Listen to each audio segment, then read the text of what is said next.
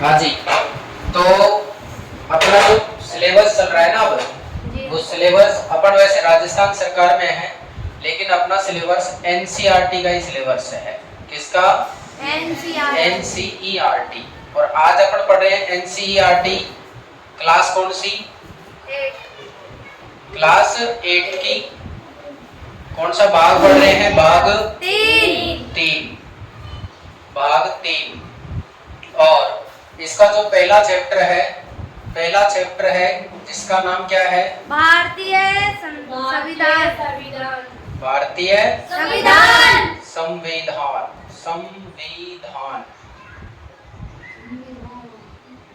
संविधान शब्द 2 शब्दों से मिलकर बना है। कितने शब्दों से?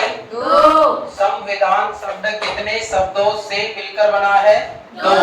कौन कौन से? एक तो सम और एक विधान।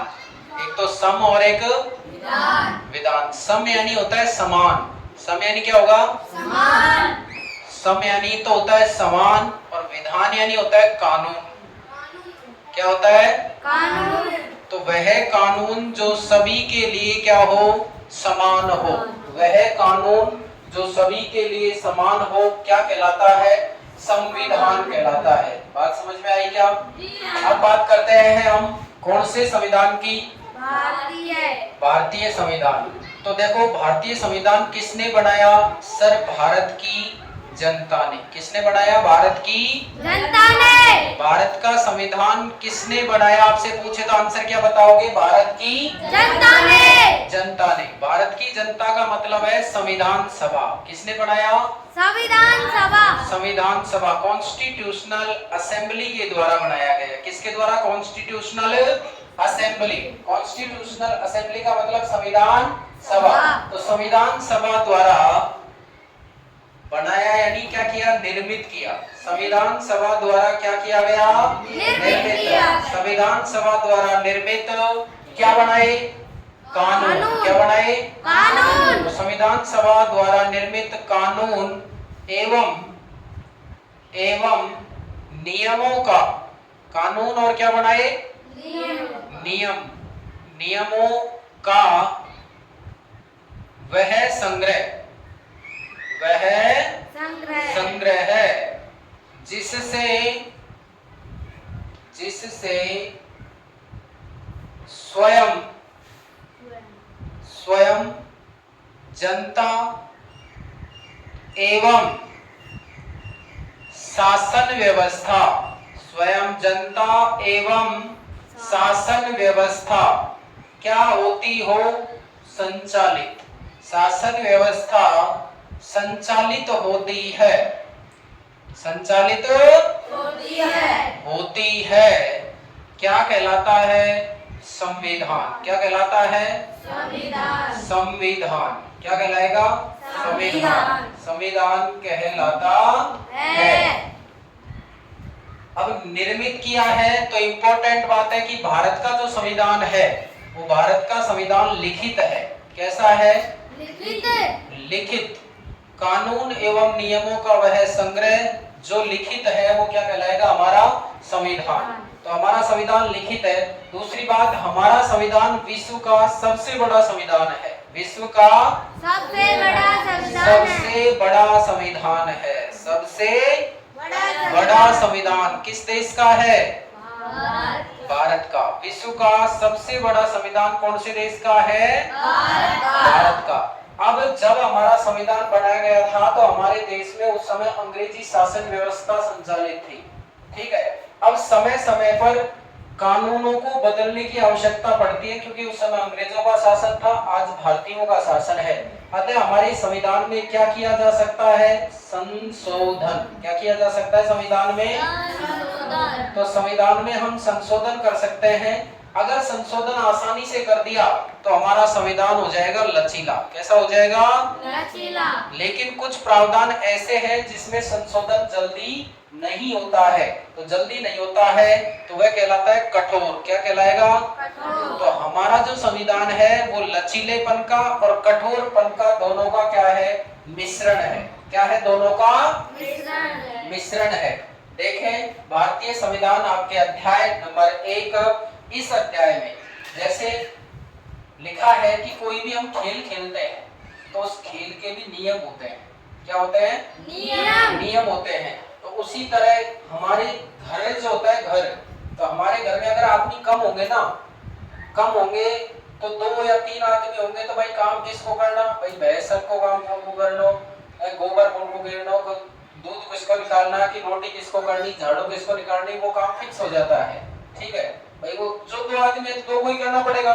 लेकिन अगर जनसंख्या 10, 20, 30, 40, 100, 50, 1000, 2000 हो, मान लो हमारे घर में 50 आदमी है, 50 आदमी है तो कौन आदमी क्या काम करेगा उसको बाकायदा अपन को निर्धारित करना पड़ेगा और लिखना पड़ेगा कि ये आदमी क्या काम करेगा, ये आदमी क्या काम करेगा। बात समझ में आ रही है क्या? जी हाँ। अगर निर्धारित नहीं करेंगे, एक लुगाई रोटी बनाने बैठ गई तो सुबह से शाम तक वो 50 आदमी की रोटी बनाती रहेगी। 2-3 आदमी निर्धारित करेगा। हो सकता है काम बदलते हुए भी किया जाए कि एक दिन वो बनाएगी, एक दिन वो बनाएगी, एक दिन वो बनाएगी, इस तरह फिक्स नियम बन जाते हैं ना। जैसे झाड़ू निकालने का काम है तो फिक्स निर्धारित कर दिया भाई, सोमवार को वो निकालेगी, मंगलवार को वो निकालेगी, बुधवार को वो निकालेगी, तो वो क्या बन गए? हमारे नियम। क्या बन गए? नियम। उसी तरह हमारे देश की शासन व्यवस्था को चलाने के लिए भी किनकी आवश्यकता होती है? नियमों की आवश्यकता होती है। जैसे देखें, इस अध्याय में हम फुटबॉल के खेल से अपनी बात शुरू करेंगे। कौन से खेल से? फुटबॉल से। आप में से ज्यादातर बच्चों ने इस खेल के बारे में जरूर सुना होगा। सुना तो है? जी हाँ। फुटबॉल के बारे में खेलते भी हैं आप, तो बहुतों ने खेला भी होगा। जैसा कि इसके नाम से ही अंदाजा हो जाता है कि यह खेल पैरों से संबंधित है। फुटबॉल, अगर किसी ने फुटबॉल को हाथ से पकड़ लिया तो वो आउट हो जाएगा। नाम फुटबॉल है। फुटबॉल है तो किससे खेलेंगे?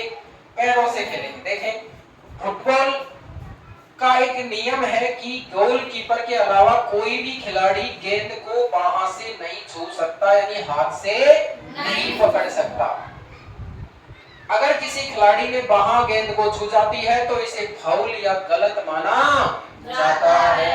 ले कहने का मतलब यह है कि अगर खिलाड़ी फुटबॉल को हाथों में लेकर एक दूसरे के को थामने लगे तो उस खेल को फुटबॉल नहीं माना जाएगा। फुटबॉल है तो फुट से ही खेलना है, पैर से ही खेलना है। गोलकीपर के अलावा कोई भी उसको बाहों से नहीं पकड़ सकता। एक नियम बढ़ गया कि नहीं बढ़ गया? देखें आगे, तो इसी तरह हॉकी या क्रिकेट आदि दूसरे खेल भी कुछ नियम तय होते हैं। सारे खेलों होते हैं। अपन कुंती वगैरह खेलते हैं तो भी अपन नियम बनाते हैं। ठीक है, अपन टेबल टेनिस खेलते हैं तो बाउंड्री से बाहर जाते ही, टेबल टेनिस क्रिकेट खेलते हैं ना अपन कहते हैं बाउंड्री से बाहर अगर बॉल चली गई तो होता है ना आउट। छक्का मारना अलाउ नहीं होता, बाउंड्री से बाहर चली जाएगी तो आउट हो जाता है। वैसे देखें, तो इसी तरह हॉकी या क्रिकेट दूसरे खेलों में भी कुछ नियम होते हैं। इन नियमों से खेल को परिभाषित करने और अलग-अलग खेलों के बीच फर्क करने में मदद मिलती है। इन खेलों की तरह हर समाज में भी कुछ मूलभूत नियम होते हैं और उस समाज के नियमों को हमको पालन करना पड़ता है। समाज में भी क्या होते हैं? नियम होते हैं। उन्हीं समाज का स्वरूप तय होता है और अलग-अलग समाजों के बीच फर्क पता चलता है। बड़े समाजों में कई अलग-अलग समुदाय के लोग एक साथ रहते हैं। अलग-अलग धर्मों के, अलग-अलग जातियों के लोग जब एक साथ रहते हैं तो वहां भी नियम होते हैं। वहां नियमों को आम सहमति के जरिए तय किया जाता है। आधुनिक देशों में यह सहमति आमतौर पर लिखित रूप में होती है, जैसे कि हमारा संविधान लिखित है। हमारा संविधान कैसा है? लिखित है। तो आमतौर पर लिखित रूप में होती है। जिस दस्तावेज में ऐसे नियम मिलते हैं उसे संविधान कहा। तो हमारे देश का जो संविधान हमारी जनता द्वारा, हमारे देश की संविधान सभा द्वारा निर्मित लिखित रूप से कानून एवं नियमों का दस्तावेज है, संग्रह है, जिसमें स्वयं जनता एवं शासन व्यवस्था संचालित होती है। वो क्या कहलाता है? हमारे देश का संविधान कहलाता है। क्या कहलाता है? संविधान। कक्षा 6 और 7 में भी सामाजिक एवं राजनीतिक जीवन की पाठ्य पुस्तकों में हम भारतीय संविधान पर चर्चा कर चुके हैं। इन किताबों को पढ़कर क्या कभी ये सवाल आपके भीतर पैदा हुआ है कि हमें संविधान की जरूरत क्यों पड़ी? मैंने थोड़ी देर पहले बताया था कि जब जनता ज्यादा होती है, जनसंख्या ज्यादा होती है तो कौन व्यक्ति क्या काम करेगा उसको फिक्स करने के लिए, उनके नियम बनाने के लिए प्रत्येक व्यक्ति का कार्य निर्धारित होता है। उसके आधार पर कार्य करने के लिए संविधान की आवश्यकता पड़ती है। देखें अगले पन्ने में आपका पहला प्रश्न यही दिया गया है। देखेंगे उससे पहले कि इस अध्याय में हम इन्हीं मुद्दों पर चर्चा करेंगे और भारतीय संविधान की मुख्य बातों को ध्यान से देखेंगे। ये बातें भारतीय लोकतंत्र के लिए बहुत महत्वपूर्ण है। इस पुस्तक के विभिन्न अध्यायों में इनमें से कुछ बातों पर विशेष जोर दिया गया है। किस देश को संविधान की जरूरत, किसी देश को संविधान की जरूरत क्यों पड़ती है? हाँ भाई, आप ही बताएंगे इस प्रश्न का जवाब कि किसी देश को संविधान की जरूरत क्यों पड़ती है। एक साथ पढ़ें आप एक बार। आज दुनिया के ज्यादातर देशों के पास अपना संविधान है। आमतौर पर सभी लोकतांत्रिक देशों के बारे में उम्मीद की जा सकती है कि उनके पास संविधान जरूर होगा, लेकिन इसका मतलब नहीं है कि जिन देशों के पास अपने संविधान होते हैं वे सभी लोकतांत्रिक देश होंगे। एक मिनट रुक जाइए। इसमें ये कहा है कि जिन देशों के पास लोकतंत्र होता है उनके पास संविधान होता है। ठीक है, लेकिन मैं एक बात बता देता हूं, क्या जिन देशों के पास संविधान है क्या सबके पास लोकतंत्र है? ऐसा जरूरी नहीं है। क्यों नहीं है? लोकतंत्र क्या होता है पहले परिभाषा हमको आनी चाहिए। लोकतंत्र का मतलब यह है कि सुनो एक बार, एक हमारा परिवार है जिसमें 10, 20, 30, 40 लोग रहते हैं। ठीक है, अब जब नियम पढ़ते हैं, कोई भी काम होता है, अपना परिवार, ताऊ चाचा सब बैठ के एक साथ भाई अपन ये काम कर रहे हैं तो सब मिलकर सहमति देते हैं, सब मिलकर बताते हैं ये करना है। कोई आदमी ऐसे कहता है नहीं ऐसे नहीं होना चाहिए तो वो काम नहीं होता है। ठीक है, और एक ऐसा परिवार होता है जिसमें एक आदमी कहता है कि ऐसा होगा और आदमी कोई मतलब नहीं है और बोलते ही नहीं है और चुप। तो हमारे देश में ऐसा संविधान नहीं है, हमारे देश में ऐसा तंत्र नहीं है, हमारे देश में ऐसा शासन नहीं है। हमारे देश का शासन किसके हाथ में है? जनता के हाथ में है, लोगों के हाथ में है। और जिस देश का शासन लोगों के हाथ में होता है, जिस देश का मुखिया वंशानुगत होकर चुना जाता है, जिसको हम वोट देकर क्या करते हैं? चुनते हैं, उस देश का शासन लोकतंत्र कहलाता है। क्या कहलाता है? लोकतंत्र कहलाता है। नेक्स्ट देखें तो संविधान कई उद्देश्यों की क्या करता है? पूर्ति करता है। पहला तो यह है कि यह दस्तावेज उन आदर्शों को सूत्रबद्ध करता है, उन आदर्शों को सूत्रबद्ध करता है। मतलब कोई भी बाहरी शक्ति हमारे संविधान को आदर्श बनाती है। कैसे देखें, कैसे मानती है? जिनके आधार पर हमारे देश के नागरिक अपने देश को अपनी इच्छा के अनुसार और अपने सपनों के अनुसार रख सकते हैं कि हमारा देश ऐसा होना चाहिए। कोई भी परिवर्तन किया जा सकता है, उस देश के लोगों की इच्छा के अनुसार उस देश का संविधान कार्य करेगा। यानी संविधान ही बताता है कि हमारा समाज का मूलभूत स्वरूप कैसा होना चाहिए। जैसे हमारे समाज में, हमारे संविधान ने हमें 3 प्रकार के न्याय प्रदान किए हैं, सामाजिक, आर्थिक और राजनीतिक। कितने प्रकार के न्याय? 3 प्रकार के न्याय। उसी तरह हमें 5 प्रकार की स्वतंत्रता दी है। विचार यानी अपने विचार रखने की स्वतंत्रता, बोल सकते हैं, हम कह सकते हैं। अभिव्यक्ति, विश्वास, धर्म और उपासना, इस तरह 5 प्रकार की क्या दी है?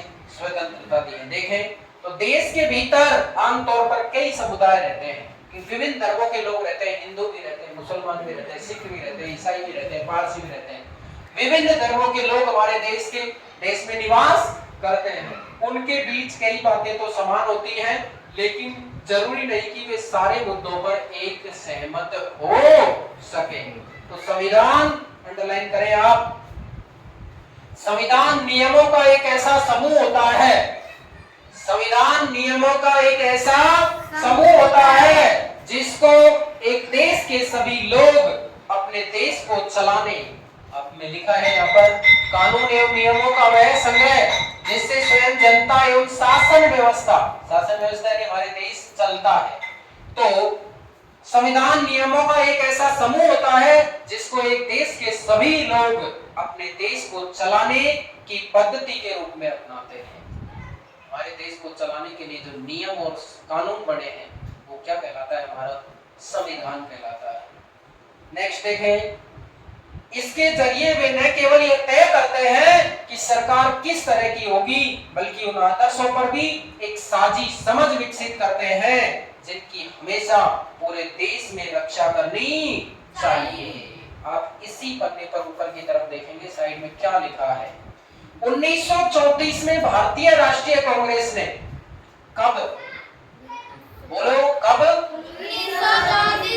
1934 में भारतीय राष्ट्रीय कांग्रेस ने संविधान सभा के गठन की मांग को पहली बार अपनी अधिकृत नीति में शामिल किया। तो भारतीय राष्ट्रीय कांग्रेस ने पहली बार संविधान की मांग की थी। कब की थी? 1934 में। केवल भारतीयों को लेकर बनने वाली एक स्वतंत्र संविधान सभा की यह मांग पूरे दूसरे विश्व युद्ध के दौरान और तेज हो गई। दूसरा विश्व युद्ध चला था 1939 से 1944 के बीच, ठीक है। इस दौरान संविधान सभा की मांग और ज्यादा तेज हो गई और अंततः दिसंबर 1946 में संविधान सभा का गठन किया। कब किया संविधान सभा का गठन? 1946। दिसंबर 1946 में संविधान सभा का गठन किया गया। और क्या हुआ? प्रश्न संख्या 2 पर दिए गए चित्र में संविधान सभा के कुछ सदस्यों के चित्रों को दर्शाया गया है। ये मीटिंग चल रही है और इसमें संविधान सभा के सदस्य टोपी ओढ़कर सामने खड़े हैं। कौन? पंडित जवाहरलाल नेहरू। कौन खड़े हैं? एक ओडियम रखा है, ओडियम पे स्टैंड रखा है, भाषण दे रहे हैं। कौन? पंडित जवाहरलाल। नेक्स्ट देखें, दिसंबर 1946 से लेकर नवंबर 1949, जैसे आपने आपकी संविधान देश की देखिए प्रस्तावना में लिखा है, नीचे देखो तारीख 26 नवंबर 1949। 26 नवंबर 1900। तो दिसंबर 1946 से नवंबर 1946 के बीच संविधान सभा ने स्वतंत्र भारत के लिए एक नए संविधान का एक प्रारूप तैयार किया। एक नए संविधान का प्रारूप तैयार किया। ध्यान रखना, भारतीय संविधान को बनने में 2 वर्ष 11 माह और 18 दिन लगे। कितना? 2 वर्ष 11 माह 18 दिन। कितना समय लगा? 2 वर्ष 11 माह 18 दिन। अब संविधान सभा की बैठक की अगर बात करें तो संविधान सभा की पहली बैठक मानी जाती है 9 दिसंबर 1946। 9 दिसंबर 1946। और संविधान सभा की अंतिम बैठक हुई थी कब?